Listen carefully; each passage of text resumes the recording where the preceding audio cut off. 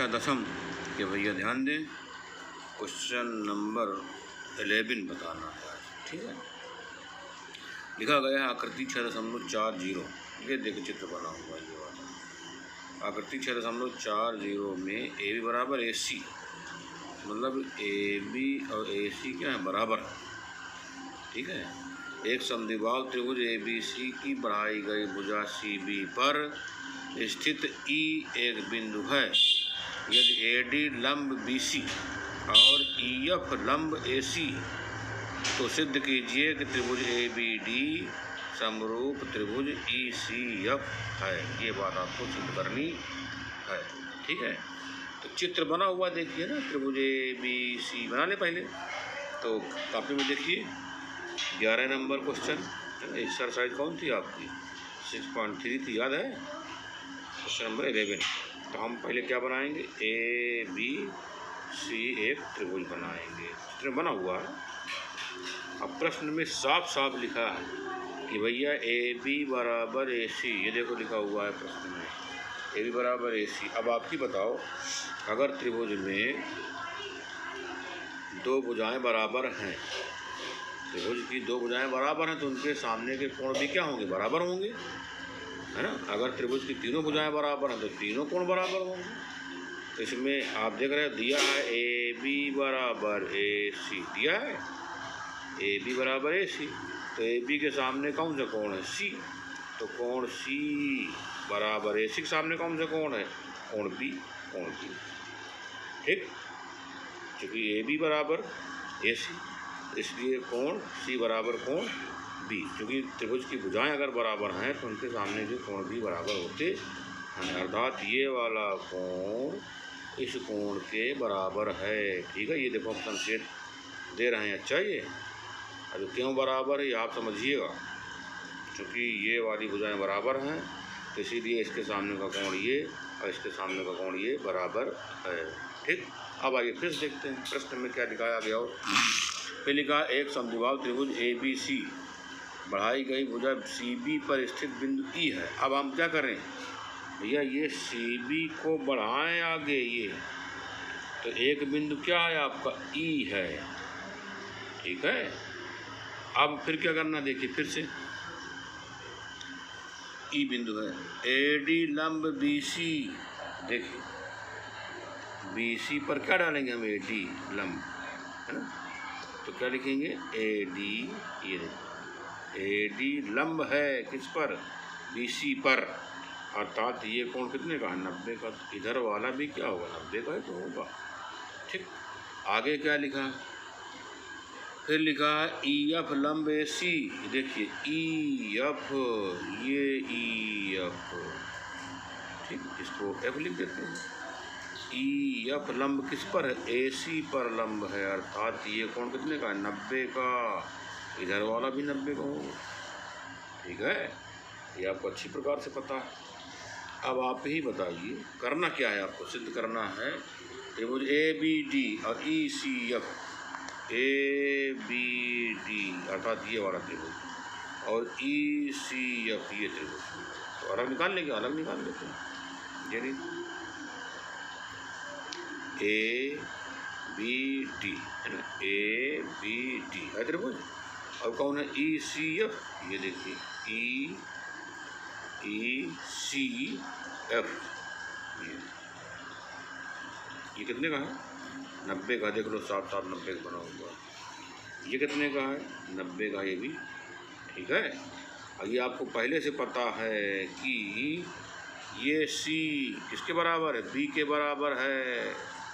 इसका नाम क्या है, ए सी डी, है ना, या ए सी ई, ऐसा भी कह सकते हो आप, ए सी ई भी पढ़ सकते हो। ए सी बी का, ए सी ई का मतलब एफ सी ई, इसी कोण की तो बात हो रही है। इसका मतलब ये कोण सी, इसका नाम क्या था, एफ, तो एफ सी ई ये कोण है ना, जिसे बनाया हमने, किसके बराबर है, इस कोण के बराबर। तो दिया हुआ कि नहीं, ये और चूँकि बराबर थे तो ये बराबर होंगे। तो अब आप खुद समझ रहे होंगे बात। इन दोनों त्रिभुजों में हमको लगता है दो दो कोण तो बराबर हो गए, अर्थात ये कोण इसके बराबर है 90 अंश और ये वाला कोण इसके बराबर है। क्यों बराबर, ये आपको बता ही दिया हमने। ठीक है, तो अगर त्रिभुज में दो दो कोण बराबर हैं तो इनकी संगत भुजाओं का अनुपात क्या होता है, बराबर होता है। ठीक है, क्योंकि तीसरा तो कोण अपने आप बराबर होगा ना, ये वाला कोण इसके बराबर होगा, क्योंकि दो दो कोण बराबर हैं, तीसरा कोण अपने आप बराबर होता है। ठीक, अर्थात दोनों त्रिभुज क्या हो गए, ये तो समरूप हो गए, सिद्ध हो गई बात। तो लिख दें, चलिए देखिए आता है, यहाँ लिखेंगे हम कोण सी बराबर कोण बी तो लिखा हुआ है, ये लिख दें कोण ए डी बी, कोण ए डी बी और कोण ई एफ सी बराबर कोण ई एफ सी का है बराबर, क्योंकि 90 से। तो त्रिभुज के दो दो कोण बराबर तो तीसरा कोण अपने आप बराबर, अर्थात दोनों त्रिभुज क्या हो गए, समरूप हो गए। आपकी बात सिद्ध हो गई। क्या सिद्ध करना था, देखिए यहाँ ए बी डी, यहाँ लिख दीजिए त्रिभुज ए बी डी समरूप त्रिभुज, यहाँ लिखा ना ए बी डी, क्या लिखेंगे ई सी एफ, त्रिभुज ई सी एफ, यहाँ देखो लिखा होगा ई सी एफ, सिद्ध हो गई। तो प्रश्न नंबर 11 पूरा हो गया। बात समझ में आ गई होगी आपको अच्छी प्रकार से। ठीक, तो इसको आप अपने पेड़ में अच्छी प्रकार से क्रम से लिख लीजिएगा। मैंने आपको समझा दिया अच्छी प्रकार से। अब आप कौन से सवाल पढ़ेंगे, क्वेश्चन नंबर 12, कौन से पढ़ोगे, 12 देखिए। लिखा एक त्रिभुज ए बी सी की भुजाएं ए बी और बी सी तथा माध्यिका ए डी, एक अन्य त्रिभुज पी क्यू आर की भुजाएं नहीं पी क्यू, एक अन्य त्रिभुज पी क्यू आर की क्रमशः भुजाएं पी क्यू क्यू आर माध्यिका पी एम के समानुपाती है। अच्छा, ये चित्र बनना है क्या, ये हाँ ये लिखा तो है, ये चित्र 6.41, ये सवाल का चित्र है आपको। दर्शाइए कि ए बी सी अर्थात ये पूरा त्रिभुज समरूप किसके है, पी क्यू आर के पूरे त्रिभुज के समरूप है। ये बात आपको दिखाना है। दिया क्या क्या देखिए, आपके प्रश्न में साफ साफ लिखा गया है A B B C A D, A B B C A D, और इसका पी क्यू क्यू आर और पी एम ये क्या है, समानुपाती है। यहाँ माध्यिका की चर्चा की गई है ना, तो माध्यिका क्या होती है तो आपको पता है, नहीं पता तो जान लो पहले माध्यिका। इधर देखिए कॉपी में, ये हमने एक त्रिभुज बनाया। अब आप बताइए त्रिभुज में कितनी भुजाएं हैं, 3 भुजाएं हैं। त्रिभुज में कितनी भुजाएं हैं, 3 भुजाएं हैं। तो किसी भी भुजा का मध्य बिंदु, अगर इस भुजा को लेते हैं बी सी को, इसका मध्य बिंदु अगर सम्मुख शीर्ष से मिला दिया जाता है ना, मध्य बिंदु क्या लिखा है डी, अगर हमने सम्मुख शीर्ष मिला दिया तो क्या हो गया, ये ए डी। ए डी क्या है, आपकी माध्यिका। ठीक है, अगर त्रिभुज है ये देखिए ए बी सी, अगर इसका मध्य बिंदु है और मध्य बिंदु के सम्मुख शीर्ष को मिला दिया तो अब क्या है, ये माध्यिका। ठीक है, तो इस प्रकार आप देख रहे हैं ये भी माध्यिका, ये भी माध्यिका, और इसके मध्य बिंदु को मिला दें इसको तो ये भी माध्यिका है। तो कुल मिलाकर के त्रिभुज में कितनी माध्यिकाएँ होती हैं भाई, त्रिभुज में 3 माध्यिकाएँ होती हैं। क्योंकि ये आपको पता होगा ना माध्यिका किसे कहते हैं।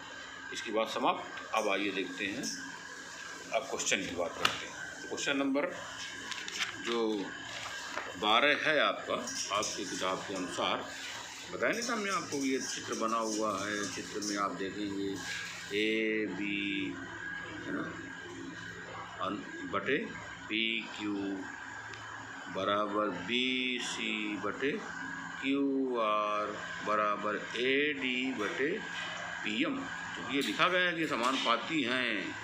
देखिए क्या लिखेंगे आप, क्वेश्चन नंबर 12 लिखेंगे आप A B upon P Q बराबर B C upon Q R बराबर A D upon P M. ये बात आपकी किताब में या प्रश्न में दी गई है। ठीक है, अब आप जानते हैं भाई, जो तो आपका त्रिभुज है आपका चित्र बना लेते हैं। ए बी सी, ये है त्रिभुज पी क्यू आर, इसका मध्य बिंदु डी है, ए डी मिला दिया माध्यिका हो गई। इसका मध्य बिंदु एम है, पी एम क्या है आपकी माध्यिका हो गई। तो आपके प्रश्न में ये दिया गया है साफ साफ, त्रिभुज की भुजाएं ए बी, बी सी और ये माध्यिका ए डी। इस त्रिभुज की भुजाओं पी क्यू, क्यू आर और ये माध्यिका पी एम के समानुपाती हैं भुजाएं। अच्छा, तो इसलिए लिखा ए बी बटे पी क्यू बराबर बी सी बटे क्यू आर बराबर ए डी बटे माध्यिका पी एम। ठीक, तो ये तो आपका प्रश्न में क्या दिया।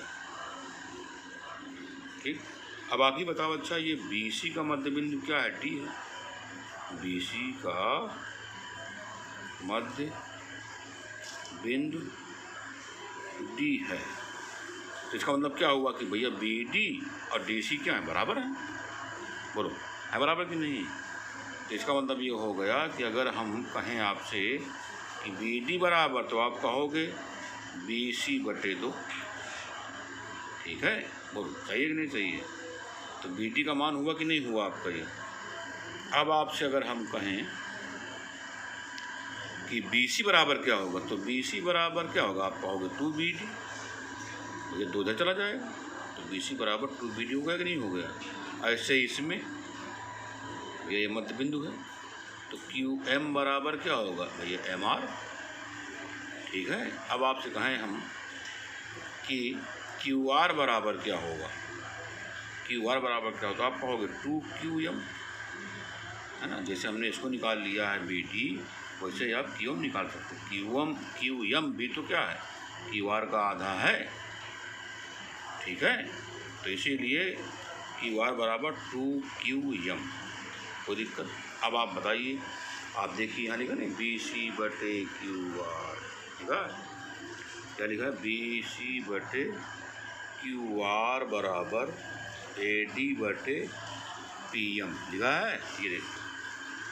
अब बी सी के स्थान पर क्या लिखेंगे? 2 बी डी बटे 2 क्यू एम, या क्यू आर के स्थान पर 2 क्यू एम लिख दो। ये लिखा क्यू आर बराबर क्या लिखा? ए डी बटे पी एम, दो कट गए, तो बी डी बटे क्यू एम बराबर ए डी बटे पी एम। ठीक है, तो इसका मतलब ये हुआ कि ए डी बटे पी एम बराबर बी डी बटे क्यू एम आ गया। और ए डी बटे पी एम बराबर क्या है? ए डी बटे पी एम बराबर ये भी तो है, अर्थात बी डी बटे क्यू एम, बी डी बटे क्यू एम बराबर ए डी बटे पी एम, और ए डी बटे पी एम बराबर ए बी बटे पी क्यू, ए बी बटे पी क्यू। अब आप देखिए चित्र में आपने क्या निकालना है? बी डी बटे क्यू एम, ये देखिए बी डी बटे क्यू एम, फिर लिखा ए डी बटे पी एम अर्थात ए डी बटे पी एम, फिर लिखा ए बी बटे पी क्यू अर्थात ए बी बटे पी क्यू, है ना। इसका मतलब ये वाले त्रिभुज कि संगत भुजाओं का अनुपात क्या है? बराबर है। ये बात आपने निकाल लिया है। अगर संगत भुजाओं का अनुपात बराबर है, बताओ अच्छा त्रिभुज क्या होगा? समरूप हुआ कि नहीं समरूप हुआ? इसका मतलब त्रिभुज ए बी डी समरूप त्रिभुज, हमने क्या लिखा? देखो यहाँ पर ए बी डी समरूप त्रिभुज क्या लिखो? पी क्यू एम, त्रिभुज पी क्यू एम हो गया समरूप। तो हम ये भी कह सकते हैं भैया कोण बी बराबर, तो आप पाओगे कोण क्यू, अर्थात कोण बी बराबर कोण क्यू। ये बात आपने सिद्ध कर लिया, कोई दिक्कत? तो कोण बी बराबर कोण क्यू, कोण बी बराबर कोण क्यू, ये भी आपने सिद्ध कर लिया। अब आप बताइए ज़रा से, अब आपसे हम ये कहें कि ए बी बटे, तो आप कहोगे पी क्यू, ए बी बटे पी क्यू। ठीक है, फिर कहेंगे बी सी बटे, आप कहो क्यू आर। अब ये कहाँ से आ गए? भैया दिया है आपको, देखो ये लिखा है ए बी बटे पी क्यू बराबर बी सी बटे क्यू आर, नहीं दिया क्या? तो बात दी गई है। अब आप देखिए, अगर त्रिभुज में ए बी बटे पी क्यू और बी सी बटे क्यू आर, ये देखो यहाँ पर ए बी बटे पी क्यू बी सी बटे क्यू आर, है ना। भुजाओं का अनुपात बराबर है, और ये वाला कोण भी क्या है? बराबर है। आप देखा है ना, दो संगत भुजाओं का अनुपात बराबर है और इनके बीच का कोण भी क्या है, बराबर है। अगर संगत कोण भी बराबर है, ठीक, तो इसका मतलब क्या हो गया कि भैया ये पूरा त्रिभुज और ये पूरा त्रिभुज क्या समरूप है। सिद्ध हो गया, सिद्ध हो गया। अब यहाँ लिख दोगे, आता है समरूपता, समरूपता की कसौटी, लिख सकते हो आप यस ए यस से, ठीक। त्रिभुज ए बी सी समरूप त्रिभुज पी क्यू आर, त्रिभुज पी क्यू आर, ठीक। देखिए यही आपको सिद्ध करना था। इस प्रकार आपका क्वेश्चन नंबर 12 पूरा हो गया, ठीक। अब आप इसको पेयर में ईमानदारी से कर लीजिएगा, शेष फिर बताया जाएगा।